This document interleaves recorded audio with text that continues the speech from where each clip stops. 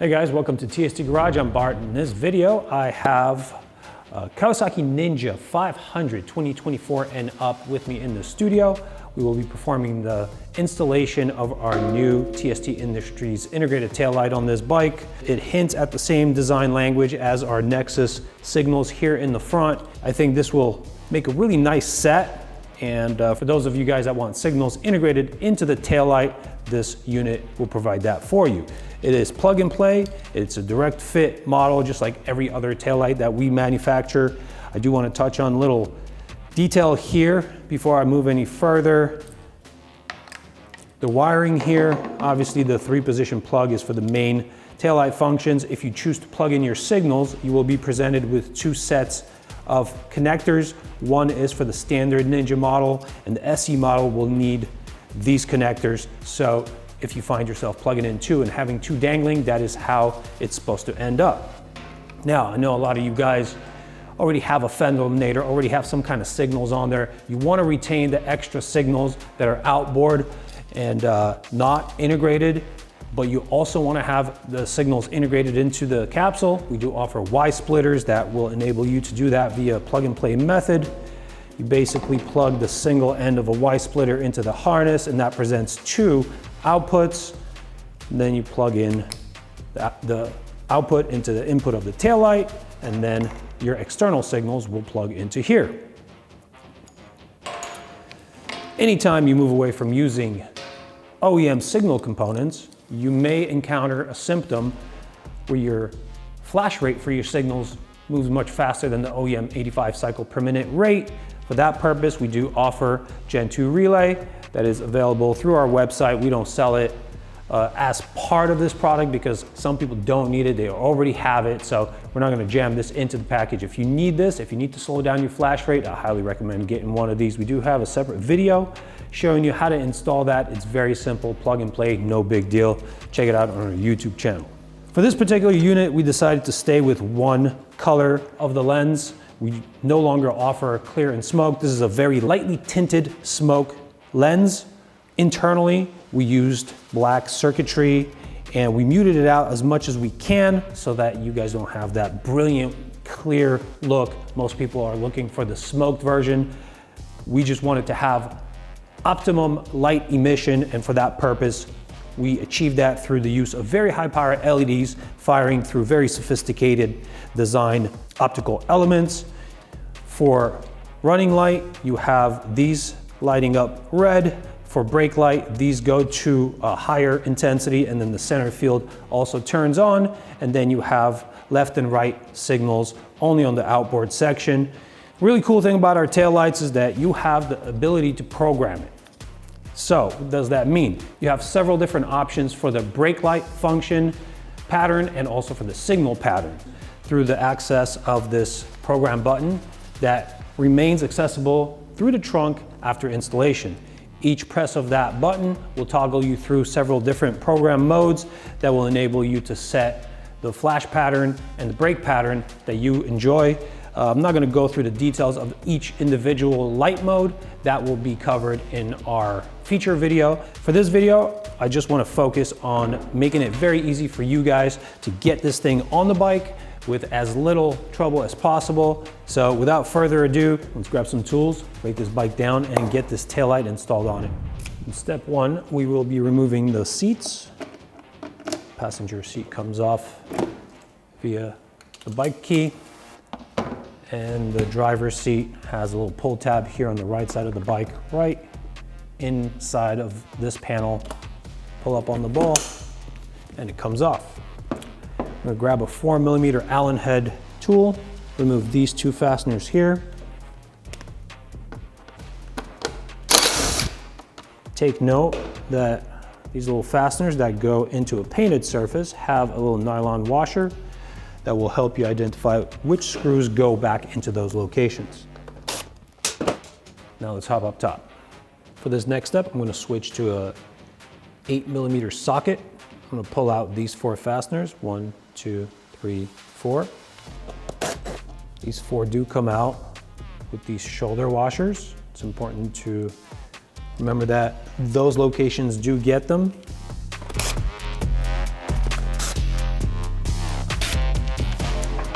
And I'm going back to a 4mm Allen now. I'm gonna pull out these two and also these two. Please note, these are black. They are meant to be black against the black plastic, and these are just stainless.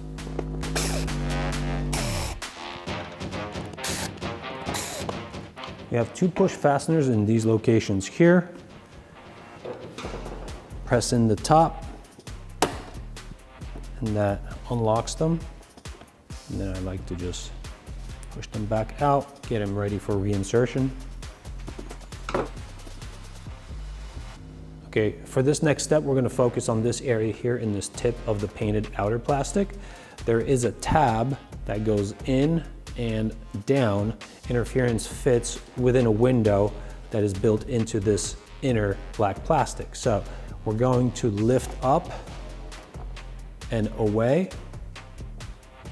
And then there will be a friction fastener here. That's a peg that fits into a rubber grommet. This is the rubber grommet here. And a couple more up the line here. What I'm showing you here is the minimally invasive approach, where we will not be taking off any of these panels. It is a little easier to access some of the fasteners here and here if we were to take this off, but that requires removing more upstream components completely off the bike, and it just becomes very troublesome. There is enough flex in this panel, so if we are very precise and gentle, we won't have to remove any of this stuff upstream, and I do prefer that approach. All right, here we go. So now, this panel is still held on by two fasteners here, one and one, and then also two in here. Once we take those off, we'll be good to go. I'm gonna switch over to an 8mm socket. Take this one out first.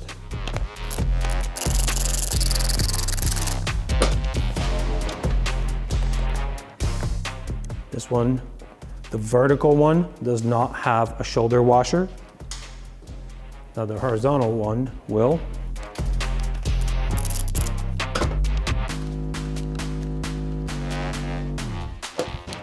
From the same step on the left side.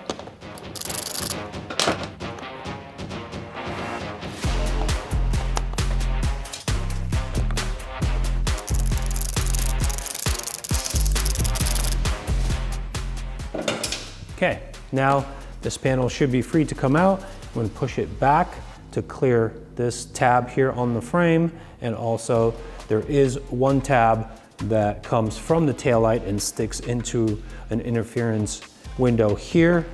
So backwards, up, and off.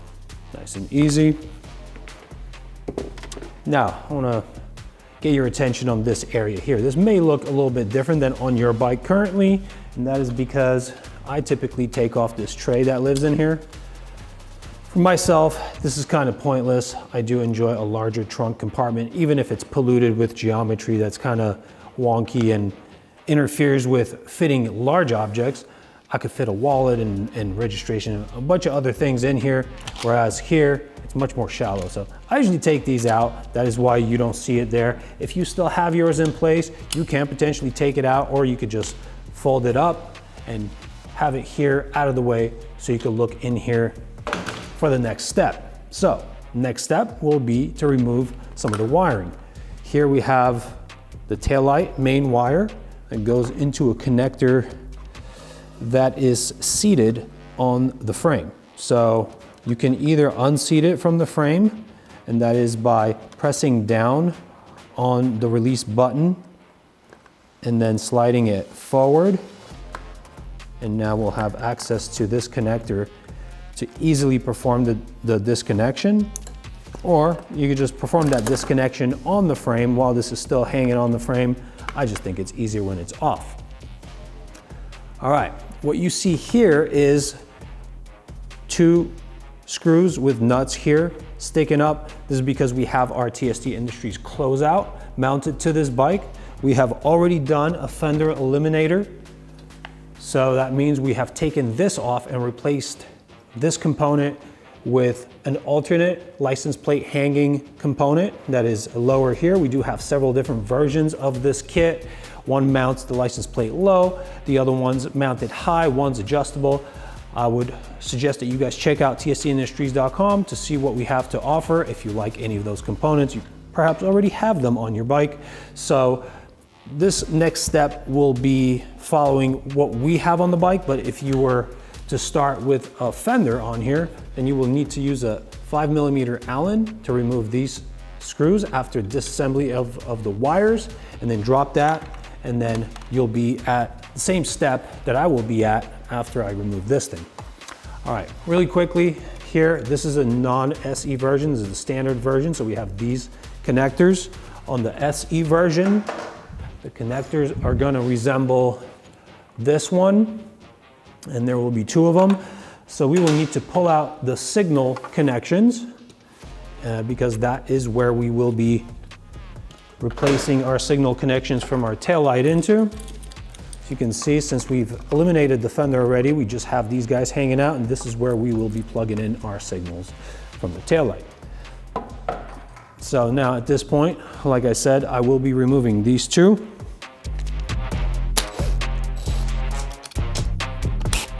The purpose of this step is so that the subtray can be movable and we can have better access to these screws that mount the taillight to the subtray. So this is our closeout component that was in that place. If you have a high mount made by TST Industries, there's an additional set of hardware here that holds your license plate onto the bike. That entire setup would have to come down. So that will simulate that step for you guys. Any one of these configurations I just talked about is very easy to achieve here. Just take it down and get it flexible. And now we can actually access these screws. Even though we have to do it on an angle, this is flexible enough that we could flex the subtray a little bit and we're still on axis for the removal of this screw. This screw has on it a washer, and then it fits through a sleeve. So we just need to be very careful not to lose any of these components because all of them are going to be reused. I have screw, washer, and then the sleeve is in here. Sometimes it's not easy to take out until we take the taillight off, but I don't want to risk taking the taillight off and this slips out and goes deep into the bike under the battery tray. That becomes a very big problem. It's very hard to fish out, so just be very careful and precise on these steps.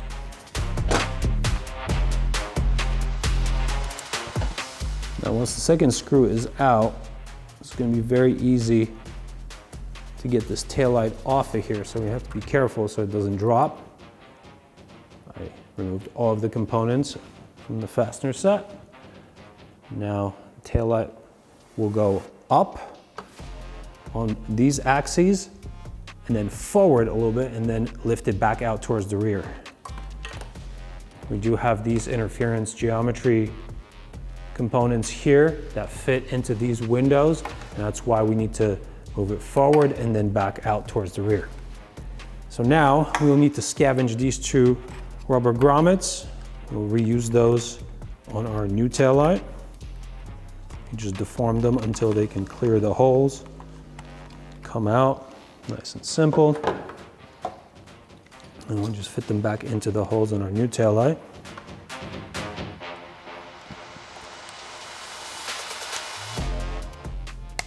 All right, once these grommets are in, I give them a little spin test. If I'm able to rotate them, they are ready to go. Now on the top of the taillight from the inside, there is a screw boss here. We will need to transfer this component onto that location. There's a Phillips screw. It does have a locating tab that will lock this component into where it needs to go. If you line up this hole, get the tab under this catch, that'll be proper. I'll get this screw engaged in here and we could get the taillight back on the bike. All right, here we go. And we'll get the cable going through this opening here. We do have this cable management guide. I will lay this wire set in there. Now, we do have to manage getting these interference locking components in first, and then getting these holes coaxial with the bosses and pressing them down. So first, let's get these guys in, like I said, and then pull towards the rear. And that lines up our bosses with the holes in the grommet. And now we could go in the reverse order of disassembly here with the sleeves, the washer, and the screw for each side.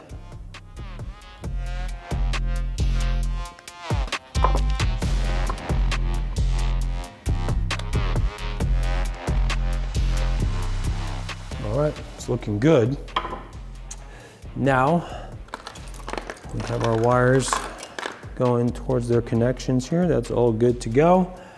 I want to draw your attention to these spacers that are in the subtray. There should be 4 of them. Those are the spacers that interact with the frame and the subtray.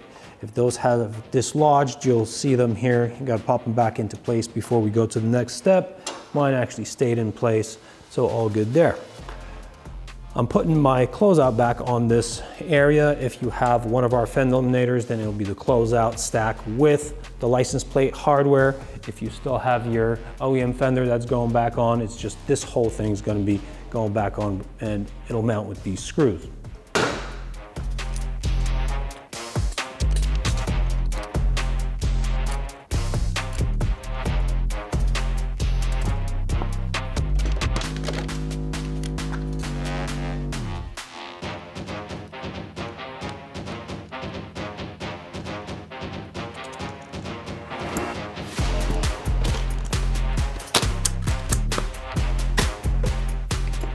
All right, now I will make the main taillight connection.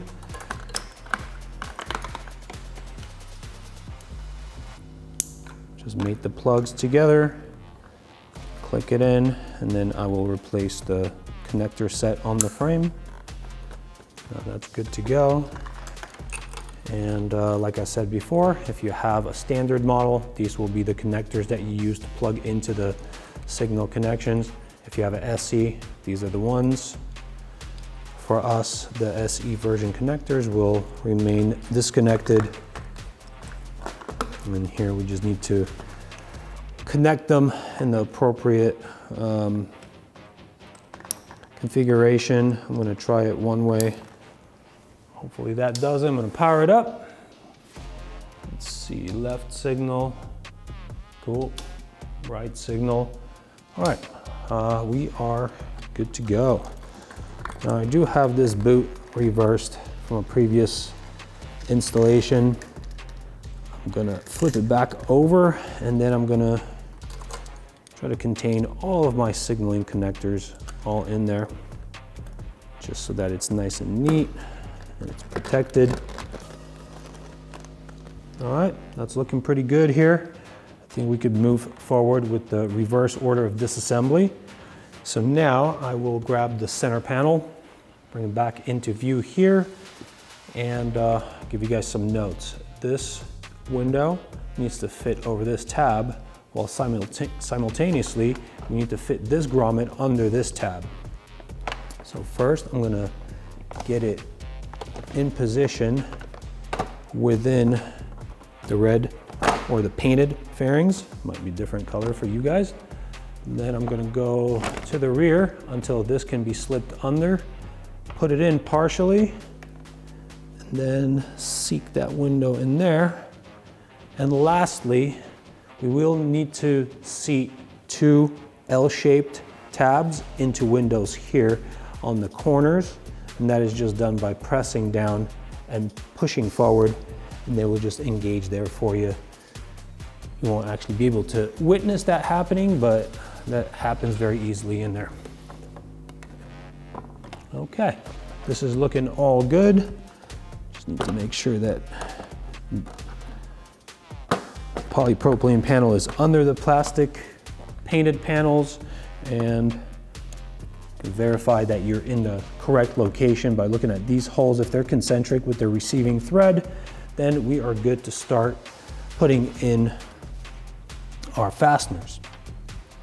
I'm going to start with the side fasteners that had the 8mm head. I'm going to use the fastener with the shoulder washer going in perpendicular to the center plane of the bike.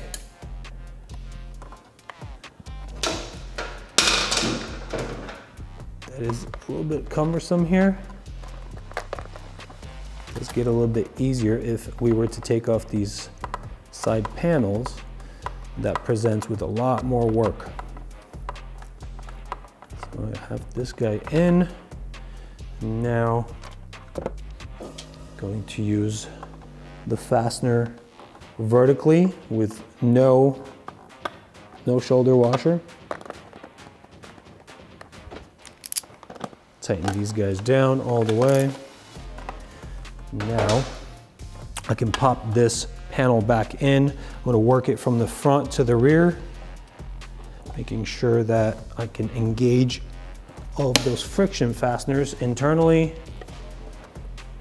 And then lastly, the top fastener here, we need to slide in and lock there. And now we should be all aligned with all the other fasteners here, ready to go. I'm going to repeat the steps on this side.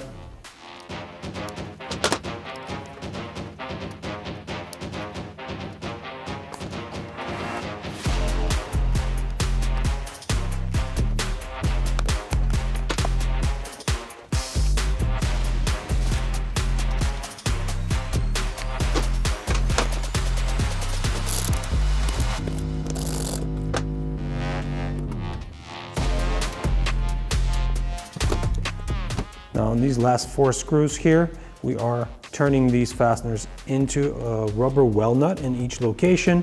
There will be no hard stop for the threads, so you just need to pressurize it, and then that will be it. If you over tighten these, you will damage the well nuts, so just be careful about that.